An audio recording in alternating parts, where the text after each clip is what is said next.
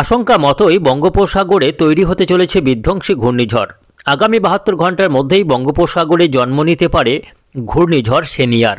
ঘন্টায় 100 থেকে 120 কিলোমিটার গতিবেগ নিয়ে উপকূলে আছড়ে পড়ার প্রবল আশঙ্কা রয়েছে। এর প্রভাবে টানা 3 থেকে 4 দিন দুর্যোগপূর্ণ আবহাওয়া তৈরি হতে পারে। উপকূলীয় এলাকাগুলিতে ব্যাপক ঝড় বৃষ্টির পাশাপাশি একাধিক এলাকায় ভারী থেকে অতি ভারী বৃষ্টিপাতের আশঙ্কা রয়েছে। এদিকে গত 24 ঘন্টাতে ক্রমাগত নামছে তাপমাত্রা, যার ফলে দক্ষিণবঙ্গের বিভিন্ন জেলায় কনকনে ঠান্ডা অনুভূত হচ্ছে। ইতিমধ্যেই পশ্চিমা অঞ্চলের বিভিন্ন জেলার তাপমাত্রা নেমে গিয়েছে 11 ডিগ্রির ঘরে। আগামীতে এই তাপমাত্রা 10 ডিগ্রিতে নেমে যাওয়ার আশঙ্কা রয়েছে। ফলে আগামী 3-4 দিন কনকনে ঠান্ডা অনুভূত হবে দক্ষিণবঙ্গের বিভিন্ন জেলাতে। এদিকে ইতিমধ্যে কিন্তু বঙ্গোপসাগরে তৈরি হয়েছে নিম্নচাপ।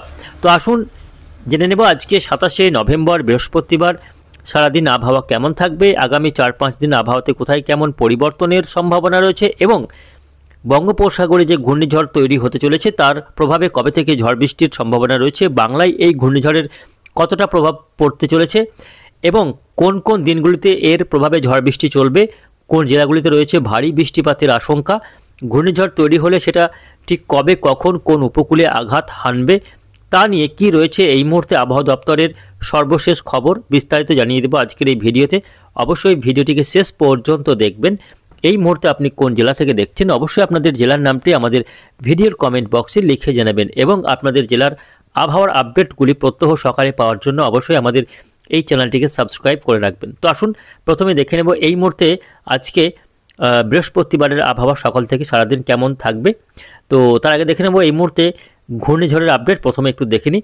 তো প্রিয় দর্শক বন্ধুরা, এই মুহূর্তে আমরা দেখতে পাচ্ছি বঙ্গোপসাগরের ঠিক একেবারে দক্ষিণ পশ্চিম যে বঙ্গোপসাগর রয়েছে শ্রীলঙ্কার কাছে ইতিমধ্যে কিন্তু একটি নিম্নচাপ জন্ম নিয়েছে। এর প্রভাবে ইতিমধ্যেই শ্রীলঙ্কার কিন্তু ব্যাপক শ্রীলঙ্কায় ঝড় বৃষ্টি শুরু হয়েছে। ব্যাপক ঝড় এবং ভারী থেকে অতি ভারী বৃষ্টি চলছে শ্রীলঙ্কার উপরে। এই নিম্নচাপটি পরবর্তীতে আরও ক্ষমতা বাড়িয়ে একটি ঘূর্ণিঝড়ে রূপান্তরিত হবে এবং সেটা কিন্তু হয় অন্ধ্র অথবা উড়িষ্যা অথবা বাংলার উপকূলে আছড়ে পড়তে পারে।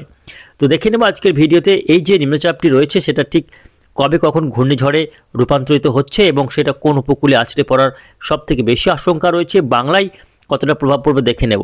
তো প্রিয় দর্শক, আমরা একটু সকালের দিকে আবহাওয়া চলে যাচ্ছি। আজকে বৃহস্পতিবার কোথায় কেমন আবহাওয়া থাকবে। তো ইতিমধ্যে আমরা উপগ্রহ চিত্র অর্থাৎ স্যাটেলাইটে দেখতে পাচ্ছি যে সমগ্র বাংলার আকাশ কিন্তু পরিষ্কার। পশ্চিমবঙ্গ ও বাংলাদেশের কোথাও আজকে আকাশ কিন্তু মেঘলা নেই, পুরোপুরি সব জেলার আকাশ কিন্তু পরিষ্কার রয়েছে।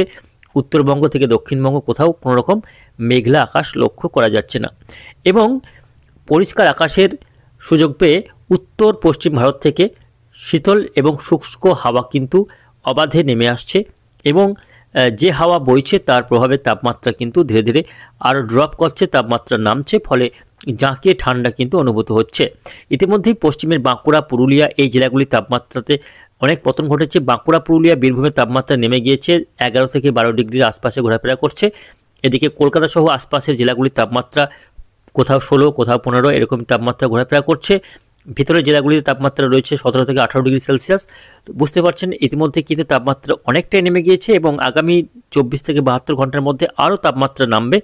ফলে আগামী 2-3 দিন বেশ কনকনে ঠান্ডা, জাঁকিয়ে ঠান্ডা অনুভূত হবে। ফলে শীত প্রেমীদের জন্য নিঃসন্দেহে একটা সুখবর বলা যায়, কেননা আগামী 2 দিন বেশ ভালো জাঁকিয়ে ঠান্ডা পড়তে চলেছে। আর বাংলাদেশের বেশিরভাগ জেলাতে তাপমাত্রা নেমেছে, কোথাও 1 ডিগ্রি, কোথাও 2 ডিগ্রি তাপমাত্রা নেমে গিয়েছে। আগামীতে এই তাপমাত্রা আরও নেমে যাবে। আগামীকাল শুক্রবার 28 তারিখ কেমন আবহাওয়া থাকবে দেখে নেব। আজকে কোথাও বৃষ্টির কোনো সম্ভাবনা থাকছে না। আগামীকাল শুক্রবারেও একই রকম আবহাওয়া বিরাজ করবে, কোথাও ঝড় বৃষ্টির কোনো রকম সম্ভাবনা নেই, শুকনো আবহাওয়া বইবে এবং তাপমাত্রা আরও কিছুটা নেমে যাওয়ার সম্ভাবনা রয়েছে। শনিবার 29 তারিখ, সেক্ষেত্রেও আবহাওয়াতে বিশেষ কোনো পরিবর্তনের সম্ভাবনা নেই। প্রিয় দর্শক বন্ধুরা, শনিবার দিনেও কিন্তু শুষ্ক আবহাওয়া থাকবে এবং বৃষ্টিহীন থাকছে বাংলা। অর্থাৎ আগামী 3 দিন, আজকে বৃহস্পতিবার, আগামীকাল শুক্রবার এবং শনিবার 29 তারিখ, এই 3 দিন কার্যত ঝড় বৃষ্টির কোথাও কোনো সম্ভাবনা নেই। পরিষ্কার পরিচ্ছন্ন আকাশ থাকবে, শুকনো হাওয়া বইবে এবং তাপমাত্রা আরও কমবে। ফলে কনকনে ঠান্ডা অনুভূত হবে, জাঁকিয়ে ঠান্ডা কিন্তু চলবে আগামী 2-3 দিন। তবে বাংলায় কবে থেকে ঝড় বৃষ্টি হবে, কবে থেকে রয়েছে নিম্নচাপ বা ঘূর্ণিঝড়ের প্রভাব আমরা একটু দেখে নেব। সরাসরি আমরা চলে যাব বায়ুর ঝাপটা মোড়ে এবং দেখে নেব আজকে এই মুহূর্তে নিম্নচাপের পরিস্থিতি এবং কবে থেকে ঘূর্ণিঝড় তৈরি হচ্ছে সেটা কি বলছে আবহাওয়া দপ্তর দেখে নেব। তো সরাসরি আমরা চলে এলাম দক্ষিণ বঙ্গোপসাগরে ECMWF ওয়েদার মডেলের সাহায্যে আপনাদের দেখাবার চেষ্টা করব ঘূর্ণিঝড় ঠিক কবে কখন তৈরি হবে। তো ECMWF ওয়েদার মডেল, যে ওয়েদার মডেলের পূর্বাভাস সবথেকে সঠিক এবং নির্ভরযোগ্য বলে ধরা হয়, সেই ওয়েদার মডেল এই মুহূর্তে দেখাচ্ছে আজকে বৃহস্পতিবার একটি গভীর নিম্নচাপ কিন্তু বঙ্গোপসাগরে তৈরি হয়েছে। এই নিম্নচাপটি ভবিষ্যতে কিন্তু ঘূর্ণিঝড়ে রূপান্তরিত হবে। আগামীকাল শুক্রবার আরও কিছুটা শক্তি বাড়িয়ে এই সিস্টেমটি কিছুটা উত্তর দিক বরাবর এগোতে পারে।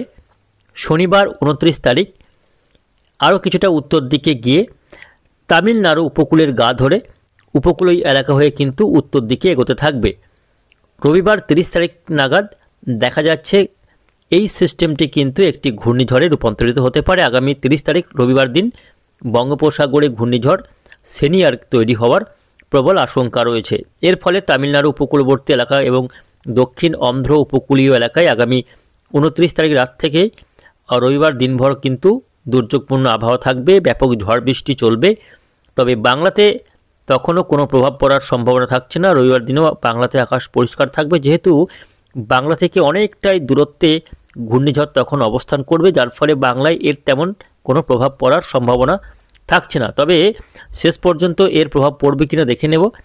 1 তারিখ ডিসেম্বরের 1 তারিখে এই যে ঘূর্ণিঝড় সেটা কিছুটা শক্তি ক্ষয় করে এই তামিলনাড়ুর নেল্লোর এবং তিরুপতি চেন্নাই সংলগ্ন কিছুটা এই উপকূলীয় এলাকা বা দক্ষিণ অন্ধ্রপ্রদেশের বিজয়বাড়া সংলগ্ন এলাকাতে আছড়ে পড়ার সম্ভাবনা রয়েছে। যদিও পরবর্তী সিস্টেমটি আরও কিছুটা উত্তর দিকে যেতে পারে, অর্থাৎ অন্ধ্রপ্রদেশ উপকূল ধরে উড়িষ্যার দিকে এগিয়ে আসতে পারে, এমনও কিন্তু বিভিন্ন ওয়েদার মডেলে যাচ্ছে।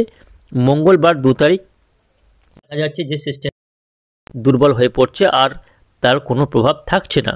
অর্থাৎ ECMWF ওয়েদার মডেলের যেটা দেখা যাচ্ছে ঘূর্ণিঝড়টি তৈরি হবে 1 তারিখে কিন্তু দক্ষিণ অন্ধ্র এবং উত্তর তামিলনাড়ু উপকূলে আছড়ে পড়বে।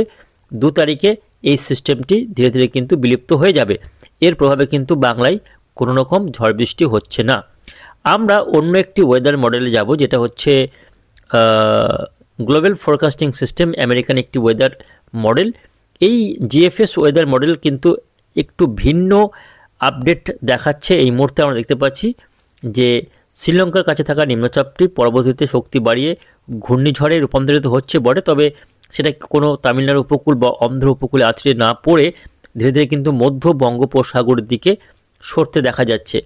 আগামী 5 তারিখ পর্যন্ত যে আপডেট রয়েছে তাতে দেখা যাচ্ছে সিস্টেমটি কিন্তু বঙ্গোপসাগরেই অবস্থান করবে, কোনো উপকূলে আঘাত না করে। তবে এটা পরবর্তীতে কোনো শক্তি বাড়িয়ে ঘূর্ণিঝড়ে রূপান্তরিত হবে কিনা এবং সেটা অন্ধ্র, উড়িষ্যা বা বাংলার উপকূলের দিকে আসবে কিনা তা নিয়ে কিন্তু GFS ওয়েদার মডেল কোনো রকম কোনো ইন্ডিকেশন এখনও দিতে পারছে না। অর্থাৎ এটা নিয়ে GFS কোনো কনক্লুশন অর্থাৎ সিদ্ধান্ত দিতে পারছে না। আমরা যদি আরও একটি ওয়েদার মডেল যাই, যেটা হচ্ছে এক্সেস, এই এক্সেস ওয়েদার মডেল সেটা কি বলছে দেখে নেব। এক্সেস ওয়েদার মডেলও বলছে যে সিস্টেমটি তামিলনাড়ু উপকূলে আছড়ে পড়বে, বাংলার দিকে আসার কোনো রকম সম্ভাবনা থাকছে না। চলুন আমরা আরও একটি ওয়েদার মডেল রয়েছে, যেটা হচ্ছে আইকন। এই আইকন ওয়েদার মডেল দেখে নেব কী বলছে। তো আইকন ওয়েদার মডেলও দেখা যাচ্ছে সিস্টেমগুলি কিন্তু তৈরি হওয়ার পর অন্ধ্র অথবা তামিলনাড়ু উপকূলেই আছড়ে পড়তে পারে, বাংলার দিকে এগিয়ে আসার তেমন কোনো সম্ভাবনা থাকছে না। ফলে বলা যায় ঘূর্ণিঝড় তৈরি হলেও বাংলাতে কিন্তু আছড়ে পড়বে না। তবে এর প্রভাবে ডিসেম্বরের 1 তারিখ থেকে কিছুটা পরিবর্তন হবে আবহাওয়াতে। মেঘলা আকাশ দেখা যাবে, কোথাও কোথাও হালকা বৃষ্টি হতে পারে উপকূলীয় এলাকাগুলিতে এবং কুয়াশা কিন্তু তৈরি হবে।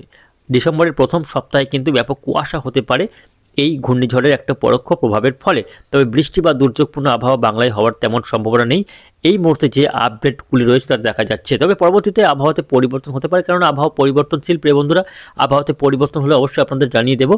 তো আসুন আমরা একটু দেখে নেব এই মুহূর্তে বাংলার আবহাওয়ার পরিস্থিতি, অর্থাৎ টেম্পারেচার কোথায় কত ডিগ্রি তাপমাত্রা নেমেছে এবং কোন জেলায় কনকনে ঠান্ডা আসছে, শীতপ্রবাহ বা কোথাও শৈত্যপ্রবাহ চলবে কিনা দেখে নেব এক নজরে। আসুন দেখে নেব আজকে কোথায় কত ডিগ্রি তাপমাত্রা রেকর্ড হয়েছে ভোরে তাপমাত্রা, যেটা সর্বনিম্ন তাপমাত্রা ধরা হয়। তো আজকে আসানসোলে সর্বনিম্ন তাপমাত্রা রেকর্ড হয়েছে 12.2 ডিগ্রি সেলসিয়াস। বাঁকুড়া তাপমাত্রা রেকর্ড হয়েছে 12.2 ডিগ্রি সেলসিয়াস। বর্ধমানে তাপমাত্রা রেকর্ড হয়েছে 15 ডিগ্রি সেলসিয়াস ভোরের সর্বনিম্ন তাপমাত্রা। ডায়মন্ড হারবারে রয়েছে 14.9 ডিগ্রি সেলসিয়াস। আলিপুরে রেকর্ড হয়েছে 16.6 ডিগ্রি সেলসিয়াস। দমদমে 17 ডিগ্রি। হাওড়ায় 14.5 ডিগ্রি সেলসিয়াস। সল্টলেকে 18.7 ডিগ্রি। নদিয়াতে 13.6 ডিগ্রি।